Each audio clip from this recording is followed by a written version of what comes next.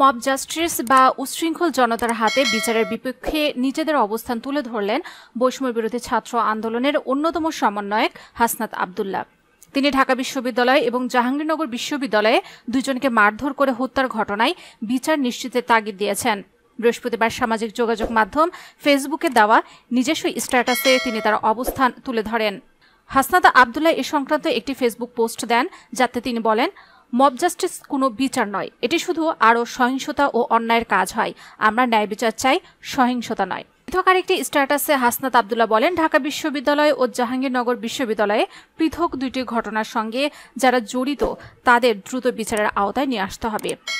Mob lynching কোনো অবস্থাতেই কোনো সমাধান হতে পারে না, তাতে সে যেই হোক না কেন। এটা একটা সুস্পষ্ট অপরাধ। যে বা যারাই এর সঙ্গে জড়িত তাদের শনাক্ত করে শাস্তির মুখোমুখি করতে হবে। সাধারণ শিক্ষার্থী দাবি করে কেউ যেন পার পেয়ে যেতে না পারে।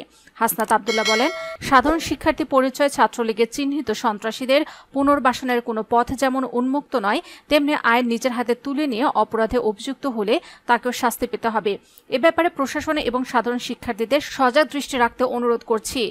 বিগত সময় ক্যাম্পাসের শিক্ষার্থী নির্যাতনের ঘটনাগুলোর বিচার দাবি করে হাসনাত আব্দুল্লাহ আরও বলেন, 22 সেপ্টেম্বর ঢাকা বিশ্ববিদ্যালয় ক্যাম্পাস খুলবে। দেশ জুড়ে অন্যান্য বিশ্ববিদ্যালয়ের ক্যাম্পাসও দ্রুত খোলা হবে।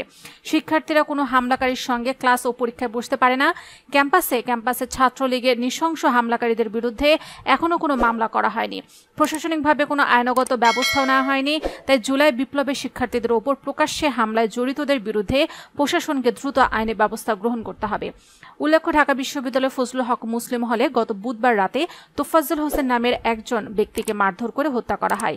অন্যদিকে জাহাঙ্গীরনগর বিশ্ববিদ্যালয়ে ছাত্রলীগের সাবেক নেতা শামীম আহমেদ ওরফে শামীম মোল্লাকে বুধবার মারধর করা হয়।